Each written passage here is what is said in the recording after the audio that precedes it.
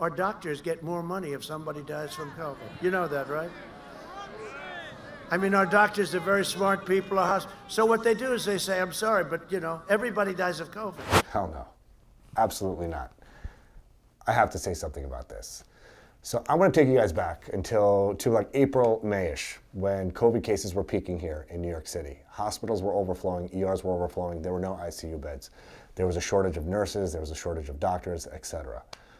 All of my friends and colleagues who work in the hospital, who are anesthesiologists or surgeons, non-primary care doctors, were pulled off of whatever they were doing to take care of COVID patients. Everyone was taking care of COVID patients.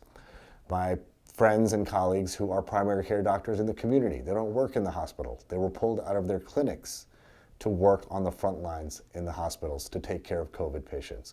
Now remember, there was a shortage of PPE, and these doctors were now working 6 or 7 days a week because we were so short-staffed. Now they were putting their own lives at risk. They were putting their families' lives at risk because they were being exposed to COVID and then going home to their families. And guess what? They did not get paid $1 single more for doing that. The reason why they did that is because that's what doctors do. Doctors take care of sick patients. Doctors run towards a pandemic, not away from it. Now let's look at other doctors that aren't primary care physicians, doctors like myself, who have private clinics. Many of us kept our offices open during the pandemic so that we could take care of urgent non-COVID related issues. So say a patient had shingles or a patient had an abscess, to keep them out of a COVID-infested emergency room or urgent care center.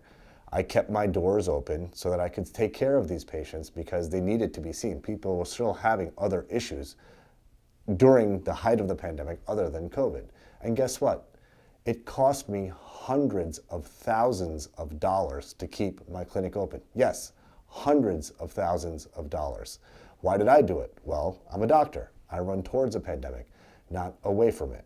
So what is the president talking about? Where did these dollars go?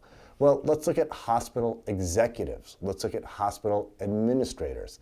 Now, these are folks who, very much like private health insurers, are leeches on our healthcare system. They're only concerned with profits over patients and over their providers.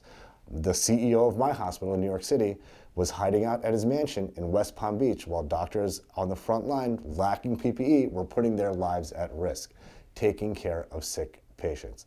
Now let's add this to the series of things our president has said regarding COVID.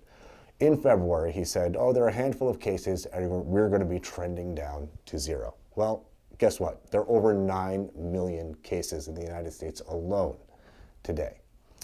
What else did he say? He said, in the spring, this will wash away. Everything is going to be beautiful. Well, we've been through the spring, we've been through the summer, we've been through the fall, we're now entering winter, and we're having a record number of COVID positive cases every single day.